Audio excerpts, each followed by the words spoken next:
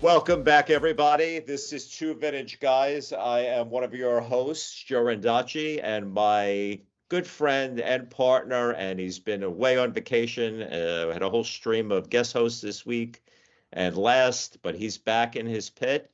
Talk to us. What's going on, Paul? I'm back. I am. You did very well without me. I'm proud of your guest hosts. You had a should be Hall of Famer even. I don't know where you came up with that one, but that was fantastic listening while I was gone. So it's probably a downturn in the show's history now that I'm back. You probably should be better off with guest hosts every other week, but we'll see what we can do. Anyway, so we're all going to start. We're going to talk two things, people. We're going to talk the NBA 2026 SoFi play-in tournament. I love that they had to sell rights, like to call it that. And then we will jump into the NHL playoffs, which do start this Saturday. So, with the playoff games, we're not going to break it down in stats and all that crap. We will talk about just the play-in tournament itself. I think this is really working. I think we would all agree that the NBA season is way too long. I think we'll also agree that because the players are never going to take less money for less games, they're never going to do anything about it. So that'll continue. And we have the 7 to 10 seeds that play this single March Madness style game to move on. So we had the Hornets as the 9th seed beat the Heat. The 76ers played the Magic. The Magic moved on. And then we had the Magic play the Hornets. So at the end of that, the Magic wound up with the 8th seed to play the Pistons. 76ers wound up with the 7th seed to play the Celtics. So let's talk about the East first there. What's your thoughts, Paul? Well, obviously, I will be a pro Sixer fan, but it'll be a hard climb. It's. I think back to your point. Yes, this every season in every sport is long, so a way to make it entertaining at the end is kind of fun. Charlotte had their chance, right? MJ's team, but uh, there's a chance for an upset over the Celtics, a small chance, but appendicitis has sidelined Embiid, so we'll see if he can come back. Probably one of the top 5 players in the game, Tyrese Maxey, who, by the way, I'm waiting on a Tyrese Maxey auto that I pulled from Tops, and I think I've been waiting 4 months for it. So I'm about to inquire where the hell that is, but yeah, I pulled a Tops Now Tyrese Maxey auto a few months ago, so maybe I'll do well with that. That's my old joke, right? Give each team 100 points in 2 minutes, so you're going to wind up pretty much with the same thing. But it doesn't mean that it's a bad thing. It's good now that everything's set. We'll get going. It's playoff weekend. NHL starts today. Basketball starts tomorrow, I think, right? So yeah, so playoff. well, we have let's just talk about the Western Conference, even though you and I are more Eastern Conference guys. The Clippers played the Warriors. Warriors beat the Clippers, and then the Suns and Trailblazers played, and the Suns beat the Trailblazers. So we had the Suns then beat the Warriors for the 7 seed. We had the Suns wind up as the 8 seed versus the Thunder. So the Thunder should roll right over the Phoenix Suns. Yeah, Thunder will crush them. I mean, I think the rich get richer. Is it an end of a dynasty there with Golden State limping into the playoffs? We'll see if they can just go on a playoff run, and that's the beauty of the playoffs. That's why everybody tunes in. Like with any sport, the top 4 seeds, either through money or through player development, really take it on. So I think Thunder roll the whole way in. So we'll see. Well, the 2 seeds the Spurs, and I mean Spurs finished 62-28 to the Thunder 64-18. So I think you could take your pick with one of the two of them representing the West in the finals, right? Thunder Spurs. That should be a good Western Conference final. And then in the East, I think you're looking at 1-2 Pistons Celtics, and pick your poison there. Celtics have the experience, obviously, but Pistons, I mean, start to finish this year, they just rolled. They rolled through it. Any cards of thought? Yeah, I mean, I think your biggest players. I don't, when Wemby's a little banged up and injured, he's out. He's been out for a few days, but I mean, if he can somehow get back in, that's going to be a great card. I think some of your longtime stud players in the NBA will do well. So it's the rich get richer, So if Wemby can come back from his injury and do a little bit better, then we'll be okay. So here's what I'll say. I'd start advocating to make everything best of 5, best of Yeah, 7, 4 rounds between basketball and hockey. I mean, it's great when you're sitting there, you throw in a game, and the series is still going. But really, for excitement, I best of 5, right? That yeah. No, that's a good point. I think if you moved it to that, you'd really make it an impact. So we'll see. But yeah, that would be great to see. Because it's kind of funny in best of 7 how many teams come back from 3-1 down, right? It's and with basketball and hockey, as you well know, they do it different than what we're used to in baseball since we're kids, right? Baseball, it's first 2 at home, 3 on the road, last 2 at home. Yeah. Hockey and basketball, it's a 2-2, 1-1-1, and that really makes the difference, especially coming back down 3-1. Yeah, exactly. That 2-2-1-1-1. That is the old style of doing it. But when it's more regional like NHL is, they don't do NHL changed everything, so they don't do the 1-8-2-7 method. They go into division. So Pittsburgh's playing the Flyers, 2-3 is playing each other. So you have good teams that are going to lose in the first round because of the playoff format that Greedy Gary did a few years ago. Yeah, let's switch over to the hockey, and I'm not sure I'm loving all that, but I'm going to kick it off to you. You do it. I'm running color. Talk to me about the NHL playoffs starting today. Yeah, it's super exciting. So you've got, and I'm sitting here before the show. I pulled up all of my young guns, and of course the best young guns aren't in the playoffs. My condolences on your Islanders there. But Nishkinen Hang on, let me for just say, if you okay. can't make it, you don't deserve to make it. No crying. Well, They didn't make so it last year because they sucked. The 2 years before that, I think they made it on the last game of the season, and then of course got knocked out in the first round. So it's a whole new day, right? You've got Buffalo back, right? You've got Utah Mammoth playing their first playoff series since relocating from Phoenix. New ownership, new money, new attitude means you win. Phoenix didn't do it for years and years. And I'm looking at Dmitry Simashev for Utah in my Young Guns collection. Carolina's a perennial great one. Alexander Nishkin for that one. The Blue Jackets went on the biggest dump at the end of the year, losing, I think, 8 out of their last 10 and did not make the playoffs. So I'm looking at Jack Williams, Young Guns. We'll see if that team blows itself up. Although Rick Bowness basically came out in the press and said the guys gave up. And if he's back, he will tear up the whole team, new culture, new everything. The next day, he got an extension. So that tells you that the coach was listened to. So Minnesota's a great team. I'm looking at Zeev Beam for Young Guns there. And then I'm looking at a Pittsburgh Penguin who I'll be rooting against in Harrison Brunnicke.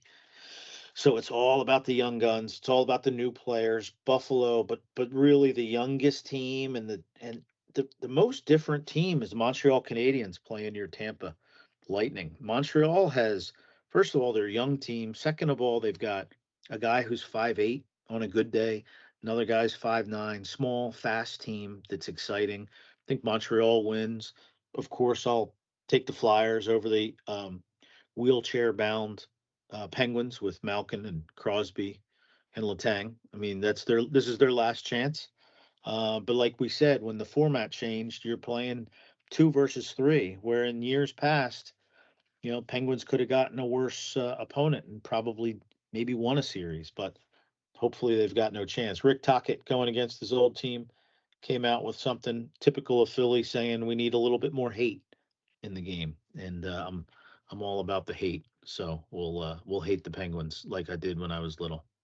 So here's my trivia question to you. How long has it been since a Canadian-based team won the cup? I'm going to say 35 years. 35 years. Well, just pick the team. Who do you think it was? Well, it was Toronto or Montreal. I'll flip a coin and go with Montreal in 1976. How about that? You're half right. I would have obviously went with the Canadians too, because you gotta. But 1993, Who- Canadians won. It's when they beat when Gretzky went to LA for that one year and took them there. Ah, there you go. There you go. Well, that's So yeah, and now it says the odds are basically stacked against them because there's only 7 NHL teams in Canada, and the other it's a 32 team league. So the odds of them winning get yeah. I'd have to see if Dreisaitl's still injured. I mean, Connor McDavid's a perennial, so Edmonton there. I don't think Winnipeg made it. They crashed at the end of the season, so it's up to Montreal, and I think they've got the best chance to do it. Montreal going the whole way, so Well, we'll see. if you look at the some of the numbers, it almost it's kind of weird, right? Edmonton's back in. This will be 3 years in a row that they could try to go. They lost obviously the last two to the Panthers, and I don't think they're as good as they were either of the 2 years they lost to the Panthers. But you never know if they get on a run. But the Oilers. So this year we know the East was really top heavy, right? So some of these teams in the West, including the Oilers, wouldn't have even made the playoffs if they were in the East.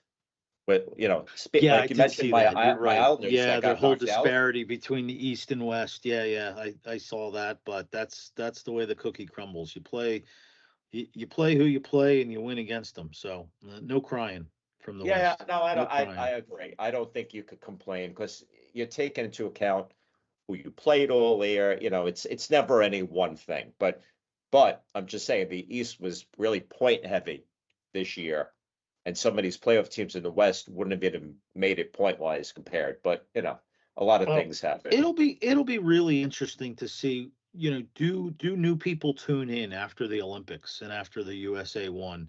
What are the numbers in NBA versus NHL? I hope that the Olympics cause a little bit of a bounce back for the NHL, and we get some more guys playing. It would be really nice. Obviously, I'm a hockey guy more than I am anything else, so it would be nice to see what the Olympics could do. I think the biggest thing with hockey compared to the other 3 sports, and this will now sound totally political and 100 other things with an ism at the end of it, they're mostly white. And that doesn't mean they're mostly American white. They're, Caucasian white, all from all around the world. And it's not really a multicultural game. You could count on one hand, right? How many African American players there are, and I don't think there's many Indian players, if any, right? When you start talking Well, there's versus certainly, yeah. I mean, but basketball and yeah. football and soccer, you have such a larger fan base because it's multicultural and national. But the one thing I will say is that's why the Olympics, and I saw Sidney Crosby interviewed on Pat McAfee the other day. Um, it's why their international tournaments do so well. So multicultural, yes. The NHL is comprised of Canadians, Russians, Finns, every country in Europe almost is represented, not a majority of Americans. So from a multicultural perspective, it is certainly that. From a monochromatic, that's my big word of the day, I guess. A polite word. Yes, they are certainly that. But they are multicultural, and so you get the mix of I'm rooting for a Russian and Michkov, right? So here's the key nationality breakdown for 2025-2026 opening day roster. Canadian, 42%. Mhm. United States, 27%. Right? So right there, you're at what, 69%, almost Yeah. 70%. Sweden is 10%. Mhm. Russian is 7.7. Finland, 5.4. Czechoslovak, 2.8. Switzerland, 1.5. You Yeah, didn't I mean, you didn't hear a I lot think of that things you would hear from other sports in there. no, it's certainly not. I know NBA. It's funny though. That's what the NFL wants. The NFL is now playing how many games in Europe? I was at a work conference this week, and we were talking about the NFL in Germany and London. I don't know what South America, if they're back in Brazil or not, but everything is dominated by money, growing the sport internationally, and NFL is desperately trying to do it, but from a hockey perspective, I mean, don't get me started on all the international, taking college kids, spots in the in college hockey, and what leads up. But who knows? I think, some people will get excited. We've got another month and a month and a half of playoff sports, and then we'll go into the summer where it's just baseball, and we'll see if baseball can keep its numbers up. Well, just to finish that off with the NBA players, and this is only talking the 2023 season, 70 to 78% of them were black players, and up to 90% were white players. And they break the demographics down with Latino, Hispanic, Asian, and then multiracial. Right. So that's why I think the NBA globally, right, has a bigger draw than I realize that most of hockey's nationalities outside of Canadian and American are what we mentioned, right? But there's a lot of key demographics there, which I think why it remains the fourth sport Yeah, and I amongst the think top always tough. will. I think always will be at the end of the day. I think basketball is a bigger draw. It's an exciting game. You've got college basketball tournament, um, leading up to these playoffs. NBA is exciting. Let's face it. It's a great sport, great fun. Um, I'm just caught in my hometown team, not healthy as we go into the. I mean, you know, Well, Paul George is 82 years old. His knees are about 100 years old, and Embiid's coming off appendicitis. So yeah, it's I, definitely it hockey's a niche sport. It really always will be. But well, I think that's one the of the beauty of it. reasons it's a niche sport, and I think you know this better than anybody because you're still paying for it. Uh, when you and I grew up, and even as our kids grew up, you could just give them a bat, a ball, and a glove and tell them to go play outside or at the park. Or Yeah, you give them a football, you could give them basketball, tell them to head to the net. For hockey, it's it's it's ridiculous. it's Yeah, that's it's crazy. it's It's bucks, crazy. it's money, right? You still are Yeah. paying for one, like all over the Well, and world. I think that needs to change in baseball. I think I forget what All-Star game it was. In the last 5 years, there was an All-Star game without one um, African American starting player, and that was born in America. So baseball needs to do a better job of reaching out across the inner cities, building parks, getting bats and balls in kids' hands. That's a big push. Little League needs to come back, and it doesn't. Listen, everything is going too much, too fast, too much money, too much emphasis. Kids aren't playing sports, aren't playing multiple sports. They're playing one by the age of 10, and they're specializing. And instead of it being fun, I've lost you. it's turning into a business. So that's where we are. I think maybe on tomorrow's show we should make some predictions. We should probably start calling and making calls. I know tonight I'll be rooting for the Flyers. NHL Senators starts at 3 p.m. In Buffalo. So we'll go with that for today, and maybe on tomorrow's show we'll make some predictions, and it'll all be about playoffs on both the hockey and basketball. So why don't we leave it at that? All right. Well, I will say this: we should just make a who's just going to win the cup prediction, and since the games will start today, and we don't Yeah, have to hold on. jump up on it, so give me your who's winning the cup, and then we'll go series by series tomorrow. Okay, so there's two ways to look at that. I can tell you that the Flyers are going to win the cup in my homer way of doing it because they've won so many games to get in the playoffs. We've got to go with Colorado. So I'll do that Western team on the Colorado. It's nice to see Utah in there, but the Avalanche should probably run. And on the East Coast, if I can't pick the Flyers, then I'll have to go with Carolina. Ooh, interesting. Carolina No, can't no, no, really. sorry. I'm going to back that up. We're going to go with Montreal, the young team that I talked about earlier. I'm going to go Ooh, with Montreal. I don't even think get past my veteran Tampa, No. but okay. But I will Veteran say is old, Colorado is vintage. winning the West. I'm gonna be a bandwagoner and say Buffalo is gonna go from worst to first this year, and it's gonna be Buffalo, Colorado, and Colorado's gonna win the whole thing. But we'll get into that deeper on tomorrow's podcast, and that's it. All So righty. say goodbye, Paul. All right. Goodbye, Paul. All right, goodbye, everybody. We will talk to you soon.